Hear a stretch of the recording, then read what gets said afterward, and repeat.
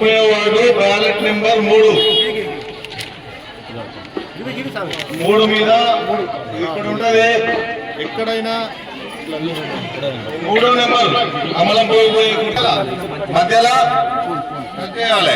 ఇట్లా స్టెప్ ఉంటుంది. ఆ స్టెప్ మధ్యలో టచ్ చేసినట్టయితే ఎక్కడ కూడా ఏదైనా కానీ ఎక్కడ 4 రాళ్ళు సంపాదించుకున్నాం. ఇప్పుడు మంచి భవిష్యత్తు ఉంది మాకు.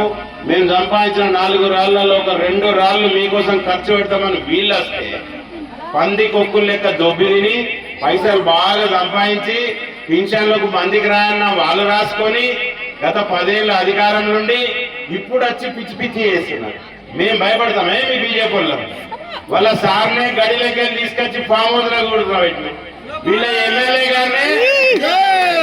ఎమ్మెల్యే గారిని క్యాంపు కార్యాలయాలకి తీసుకొచ్చి రోడ్ల మీద కూర్చుండ పెడుతున్నాం. గాళ్ళకు భయపడతామా? గల పైసలకు భయపడతామా?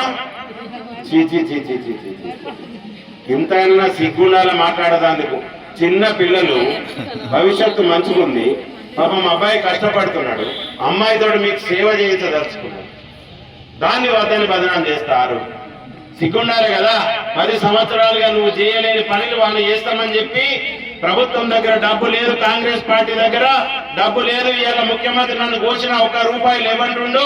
మరి మీరు ఏ రకంగా చేస్తారని చెప్పి ప్రజలు అడిగితే మేము మా సొంత పైసలతో చేస్తామని మేనిఫెస్టో కొట్టించుకొస్తే సిగ్గు లేకుండా అవి చేయరాదంటారు. అవ అంబులెన్స్ మన సొంతం మన వార్డు ఉంటే మనకి ఏమైనా తప్ప ఉపయోగపడదా? అక్కడ వస్తుందా రాదా? వస్తుంది కదా. మరి ఇక్కడ ప్యూరిఫైడ్ వాటర్ ఫ్రీగా ఇస్తే మీకేమన్నా నష్టమా? వాళ్ళ డబ్బులతో మీకు తాగిపిస్తా అంటే మీకేమన్నా తిప్పలా? కాదు కదా. ఆడపిల్ల పుడితే 5,000 ఇస్తా అంటారు. ప్రభుత్వాలే టైంకి ఇవ్వలేకపోతున్నాయి. సొంతంగా మేము ఇస్తాను వాళ్ళు అన్నాడు తప్ప? ఏమన్నా తప్ప? మరి ఏం చేద్దాం? వాళ్ళను తప్పనేటోళ్ళని ఏం చేద్దాం? వాడు ఇయ్యడా? వాని ప్రభుత్వం ఇయ్యదా? ఇప్పుడున్న ప్రభుత్వం ఇయ్యదా? ఇస్తా నుండి వద్దంటాడా? ఏంది మరి ఏం చేద్దాం? అన్నది మీరు కూడా ఆలోచించాలన్నా వద్దా? ఇప్పుడు మనం 10 ఏళ్ళకెళ్ళి వాళ్ళు అధికారం ఇచ్చినాం. వాళ్ళు పనిచేస్తున్నారు. వేరేటోళ్ళకి ఇస్తేనే కదా తేడా ఏందని తెలిసేది. మనం వాళ్ళ ఇంటికి పోతే దర్వాజా కాడ నిలబడాలి. మీరు దర్వాజా కాడికి వస్తే హరీష కూర్చేస్తుంది. తేడా అన్నది మీరు గమనించాలన్నా వద్దా? వాళ్ళ దర్వాజా కాడికి పోతే ఏం చేస్తాం? నిలబడి మాట్లాడాలి మనం. మీరు వీళ్ళ దర్వాజా కాడికి వస్తే 2 కుర్చీలు తెచ్చేసి అవ్వ అని చెప్పి మాట్లాడతారు. మీకు సేవ చేసడానికి కోసం వస్తుంది. మీ దగ్గర పైసలు ఆశించో, మీ దగ్గర పదవి ఆశించో వస్తలేదా? ఆమెనే నేను ఆడపిల్ల పుడితే 5,000 ఇస్తా అంటాను. మిమ్మల్ని ఏమన్నా పైసలు అడుగుతాందా? ఆమె అడుగుతలేదు కదా. మరి ఎందుకమ్మా వీళ్ళకి తిప్పలు?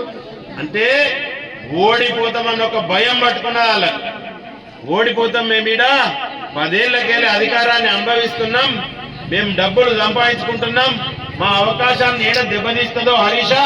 మరి హరీషను రానియకుండా చూస్తే మా అవకాశం మాకే ఉంటది అనుకుంటారు. వాళ్ళకి ఇద్దామా మళ్ళీ అవకాశం? ఇద్దామా? కొంచెం డౌటే ఉన్నారు. ఇవ్వాల్సిన అవసరం లేదు. ప్రజాస్వామ్యంలో సేవ చేసే వారికే మనం అవకాశం ఇవ్వాల. ఏ రకంగానైతే మనకు ఉపయోగపడతారో, మున్సిపల్లో పనులను చేసి పెడతారో, అభివృద్ధి కారకులుగా చేసే వాళ్ళనే మనం ఎన్నుకోవాలి. 10 సంవత్సరాలలో అధికారం ఉన్న బీఆర్ఎస్ పార్టీ అభివృద్ధి చేయలేక అధికారం కోల్పోయిన తర్వాత ఈ రోజు వచ్చి మేము అభివృద్ధి చేస్తామంటున్నాడు. సిగ్గుండాలి వాళ్ళ ఎమ్మెల్యేకి చెప్పడానికి. ₹1 ఎమ్మెల్యేకు ఫండ్ ఉండదు. వాళ్ళ పార్టీ అధికారంలో లేదు. రాష్ట్ర ప్రభుత్వం నిధులు ఉండవు వాళ్లకు. మరి ఏడికెళ్ళి తెచ్చి అభివృద్ధి చేస్తారని అడుగుతున్నాం. ఇవాళ మరొకసారి ప్రజలను మోసం చేసినందుకు బీఆర్ఎస్ పార్టీ కారు గుర్తుతోటి కేటీ రామారావు తోటి వీళ్ళు ముందటికి వస్తున్నారు. పంది కొక్కుల్లాగా డబ్బులు సంపాదించి ఆ అవకాశాన్ని విడగొట్టుకోవద్దని చెప్పి ముందుకు వస్తున్నారు. ఇవాళ అధికారంలో ఉన్న కాంగ్రెస్ పార్టీ 2 సంవత్సరాల అధికారంలోకి వచ్చి ఏమన్నా పని జరిగిందా అమ్మా? మీకు ఏమన్నా జరిగిందా పని? ఈయనేమంటాడు వాళ్ళు చేసిన అప్పులు కడతానన్నా నా దగ్గర పైసలు లేవంటాడు. మరి ఏం చేద్దాం? మనం పైసలు కట్టబట్టి మనం అభివృద్ధి కావాలంటే పైసలు కావనద్దా? మరి ఈరోజు కేంద్ర ప్రభుత్వంలో నరేంద్ర మోదీ గారు ఉన్నారు. మరి వారున్న స్కీములన్నీ మీకు వస్తున్నాయా లేవా? బియ్యం పథకం వస్తుందా లేదా? ఉజ్వల యోజన మనకు స్టవ్లు ఇస్తున్నా లేదా ఫ్రీగా? మరి ప్రతి ఒక్క కార్యక్రమాల్లో మన కరోనా అప్పుడు గంతగనం ఆదుకున్నారు. నరేంద్ర మోదీ గారు వ్యాక్సిన్లు పంపించారు మన కోసం. కాబట్టి మీరందరూ ఆలోచించాల్సిన అవసరం ఉన్నది. కేంద్ర ప్రభుత్వంలో ఉన్న నిధుల ద్వారా ఈ రోజు మున్సిపాలిటీ నడుస్తున్నది. మున్సిపల్కు నెలకు 30 లక్షల రూపాయలు పట్టణాభివృద్ధి కింద వస్తున్నది. అదే మున్సిపల్కు నెలకు 2 కోట్ల రూపాయలు 14th, 15th ఫైనాన్స్ మీద వస్తున్నది. అదే రకంగా మొన్న కూడా అర్బన్ డెవలప్మెంట్ కింద 15 కోట్ల రూపాయలు వచ్చినాయి. మీ ఆడబిడ్డలందరికీ నీటి వసతులు కల్పించాలని చెప్పి నరేంద్ర మోదీ గారి ప్రభుత్వం ద్వారా బండి సంజయ్ కుమార్ గారు 104 కోట్ల రూపాయలు మొన్న అమృత పథకం కింద సిరిసిల్ల మున్సిపాలిటీ తీసుకొచ్చారు. మరి అదే పైసలతోటి ఎవరైతే మిషన్ భగీరథను పెట్టి పనికి రాకుండా వేనదో వాటన్నింటినీ 104 కోట్లతోటి ఇలా అభివృద్ధి చేస్తున్నాం. రేపు పొద్దున అభివృద్ధి అయిన తర్వాత మహిళలకు వాటర్కు ఇబ్బంది లేకుండా తాగునీటి సమస్యను పరిష్కరించే దిశగా మేమందరం ప్రయత్నం చేస్తున్నాం. మరి అటువంటి పనులు మనకు కావాలనా వద్దా? ఇప్పుడు ఆలోచనలో పడ్డారు, ఇక మళ్ళీ ఏం చేస్తారు? అటువంటి పనులు కావాలంటే మీ ఆడబిడ్డ, మీ కుటుంబ సభ్యురాలు మీకు సేవ చేయాలని కాంక్షించి ఈ రాజకీయాల్లోకి వచ్చింది. మీ దగ్గరికి వెళ్ళి వాళ్ళకి రూపాయి అవసరం లేదు, ఆయన నెలకిని సంపాదిస్తాడు, అందులోకెళ్ళి మీకు ఇన్ని ఖర్చు పెడతాడు. మనకేమైనా తిప్పరా?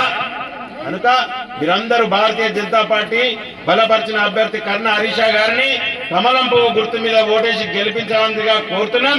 వాళ్ళు ఏమన్నా భయభ్రాంతులకు గురి చేసినట్టయితే మేము ఎట్టి పరిస్థితుల్లో ఇడిచిపెట్టాం. మీ అందరి సహకారం మాకు ఉంటుందా ఉండదా? మీ అందరి సహకారంతో వారిని ఎదుర్కొంటాం. తప్పకుండా మీరందరూ కర్ణ హరీషా గారికి కమలం పువ్వు గుర్తు మీద ఓటేసి గెలిపించవలసిందిగా కోరుతున్నాను. భారత్ మాతాకి జై. నమస్కారం. ప్రజలందరికీ మరియు వేదికల పెద్దలందరికీ నమస్కారాలు. నేను భారతీయ జనతా పార్టీ అభ్యర్థిగా మీ ముందుకు వస్తున్నాను. మన బ్యాలెట్ నెంబర్ 3 కమలం పువ్వు పైన ఓటేసి నేను భారీ మెజార్టీతో గెలిపేయాలని కోరుకుంటున్నాను. ముఖ్యంగా నేను చెప్పదలుచుకుంది ఏంటంటే, గతం టీఆర్ఎస్ పాలన 10 సంవత్సరాలు చూశారు, 2 సంవత్సరాలు కాంగ్రెస్ ఏం చేసిందో కూడా చూశారు. ఇంతవరకు చేయలేని పనులన్నీ ఇప్పుడు మేం చేస్తామని ప్రతి ఒక్కరూ ముందుకు వస్తున్నారు. మరి ఇంతకుముందు ఎందుకు చేయలేదు అని ఒక్కసారి మీరు ఆలోచించండి. ఎందుకంటే ఇప్పుడు వాళ్ళ చేతిలో ప్రతి ఒక్క పని చేయవచ్చు అని ఎందుకు చేయట్లేదు? వాళ్ళే చులకనగా మేము ఎందుకు చేస్తాం, అవసరమా వీళ్ళకన్నా ఉద్దేశంతో వాళ్ళు చేయట్లేదు. ఇప్పుడు ఇన్ని రోజులు డ్రైనేజ్ సమస్య అనేది 10 సంవత్సరాల ఉంది. వాళ్ళు ఎన్నిసార్లు చెప్పినా కూడా పట్టించుకోలేదు. ఇప్పుడేమో మేము అభివృద్ధి చేస్తాము, 30 వాడు అభివృద్ధి చేస్తాం, డ్రైనేజ్ సమస్య పరిష్కరిస్తాము, పింఛన్లు ఇస్తాము, ఇల్లు లేని వారికి ఇల్లు కూడా ఇస్తామని చెప్తున్నారు. మరి ఇంతకుముందు ఎందుకు ఇవ్వలేదు? పింఛన్ ఉన్న వాళ్ళని కూడా కట్ చేసిండ్రు, ఇండ్లు ఉన్న వాళ్ళని కూడా లేవు అని చెప్పి పేరక్షణలు కూడా కొట్టేసిండ్రు. 30 వాడు డ్రైనేజ్ సమస్య అనేది చాలా సార్లు పరిష్కరించడం మేము కూడా వెళ్ళాము, వాళ్ళ చేతులు లేదని చెప్పారు. మరి ఇప్పుడు ఎట్లా వాళ్ళ చేతిలో వచ్చింది, ఎట్లా చేస్తా అంటుండ్రు? మరి పింఛన్లు కూడా వాళ్ళు చేసే బాధ్యత ఉంది, మరి ఎందుకు చేయట్లేదు? మీరందరూ ఒక్కసారి ప్రశ్నించాలి వాళ్ళని. ఎందుకంటే మన గొంతులు గట్టి సైలెంట్ గా ఉన్నంత మాత్రాన వాళ్ళు బెదిరిస్తూనే ఉంటారు. ఏ బెదిరింపులో కూడా మీరు భయపడకండి. మీకు వెన్నంటూ ఎప్పుడు నేను ముందుంటాను, నేను ముందుండి మిమ్మల్ని వెనుక నడిపిస్తూ ఉంటాను. మా భారతీయ జనతా పార్టీ మాకు ధైర్యాన్ని నేర్పించింది. దేనికైనా మీరు సిద్ధం. మేము మా ప్రాణాలు తెగించైనా కూడా మీకు ముందుండి మా ప్రాణం త్యాగం చేస్తాం తప్ప మిమ్మల్ని మాత్రం ఇబ్బంది పెట్టాం. మేము అదొకటి మేము చెప్తున్నాం. మీరు ఒక్కసారి ఆలోచించండి. దేనికి ఓటేస్తే మన భవిష్యత్తు బాగుంటుంది, దేన్ని గెలిపించుకుంటే మన అభివృద్ధి జరుగుతుందని ఆలోచించండి. మేము మాత్రం దేనికి కూడా వెనుకడలేదు లేదు. ఒక్కసారి అడిగేసినామంటే తగ్గేదే లేదు. భారతీయ జనతా పార్టీ అంటే ఏంటో మేము చూపిస్తాము. ఒక్కసారి అవకాశం ఇవ్వండి, మమ్మల్ని భారీ మెజార్టీతో గెలిపియండి. నేను ఇంకోటి చెప్పదలుచుకుంది ఏంటంటే, మీరు నన్ను భారీ మెజార్టీతో గెలిపిస్తే మనమనేది వాళ్ళ అహంకారం అనేది దింపదలుస్తాం. వాళ్ళ అహంకారం తగ్గాలి. వాళ్ళది ఏంటంటే ఇప్పుడు మాకు డబ్బు ఉంది, పలుకుబడి ఉంది, మేము ఏమైనా చేస్తామని నిరూపిస్తున్నారు. అది కాదు మనకు కావాల్సింది. మనకు పని చేస్తే నాయకుడు కావాలి, కార్యకర్త కావాలి. కాబట్టి మనకు పని చేసే వాళ్ళని ఎంచుకోండి మీరు.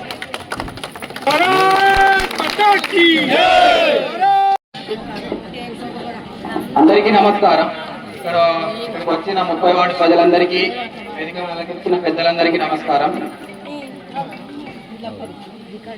తెలిసింది కర్ణ హరీషా ఇక్కడ 30 వార్డు నుంచి బీజేపీ అభ్యర్థిగా, కౌన్సిలర్ అభ్యర్థిగా నిలుచుకుంటున్నారు. సో మేము చెప్పిన విధంగా, మా మేనిఫెస్టోలో చెప్పిన విధంగా ప్రతి ఒక్కరికి ఏదో బడుగు బలహీన వర్గాల ప్రజలకి న్యాయం చేకూర్చేలా మేము పనిచేస్తాము. సో మా మీద చాలా మంది బురద చల్లడానికి ట్రై చేస్తున్నారు, అబద్ధ ప్రచారం చేస్తున్నారు, ఓడిపోతున్నామనే భయంతో అబద్ధ ప్రచారం చేస్తున్నారు. అవేమి మీరు అందరూ నమ్మవద్దు.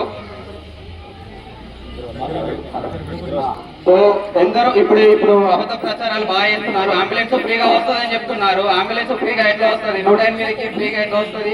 108 ఏమన్నా రోడ్డు పైన యాక్సిడెంట్ అయితేనో, ఏదైనా ప్రమాదం జరిగితేనో ఫ్రీగా వస్తుంది తప్ప ఒక ఇంటి నుంచి లేకపోతే ఒక హాస్పిటల్ నుంచి ఇంకో హాస్పిటల్కి ఫ్రీగా రాదు. ఆ చిన్న జ్ఞానం, ఆ చిన్న ఐడియా కూడా లేకుండా ఈ ఈసారి జనాలు మాట్లాడుతున్నారు. అంటే కౌన్సిలర్ ఇన్ని రోజులు కౌన్సిలర్ అభ్యర్థిగా ఉండి కూడా ఆ చిన్న ఐడియా కూడా ఆ చిన్న జ్ఞానం లేకుండా కూడా అంబులెన్స్ ఫ్రీగా వస్తుంది అనే మాట మాట్లాడుతున్నారు. అది కాకుండా ఆడపిల్లకి 5,000 ఇస్తే ఏం న్యాయం జరుగుతుందని అంటున్నారు. ఆదుకోవాలంటున్నారు. ఆ ఆదుకోవడం అనేది 5,000 ఇచ్చి మేము ఆదుకుంటున్నాం. ఇది కాకుండా ఏ శుభకార్యంకైనా ఏ కార్యంకైనా మన ఇంట్లో మేము ముందుంటామని కోరుకుంటున్నాము. ఇది కాకుండా ప్రతి ఇంటికి ఉచిత మినరల్ వాటరు, ప్రతి ఇంటికి మన వార్డులో ఒక అంబులెన్స్ పెట్టి ఉచిత సేవ చేయాలని మేము కోరుకుంటున్నాము. మన వార్డులో ఒక జాబ్ మేళా ఏర్పాటు చేసి నిరుద్యోగ యువతకు ఉపాధి కల్పిస్తామని మేము కోరుకుంటున్నాము. భారత్ మాతా కీ భారత్ మాతా కీ భారత్ మాతా కీ. ఇదే విధంగా మీరందరూ సమిష్టిగా కృషి చేసి సమిష్టిగా ఒకటిగా ఉండి బీజేపీ అభ్యర్థి అయిన కన్య హరిత గారికి ఓటు వేసి కమలం పువ్వు పైన గుర్తు అయిన ఓటు వేసి గెలిపించాలని కోరుకున్నాం. నరేంద్ర మోదీ గారి నాయకత్వం వర్ధిల్లాలి.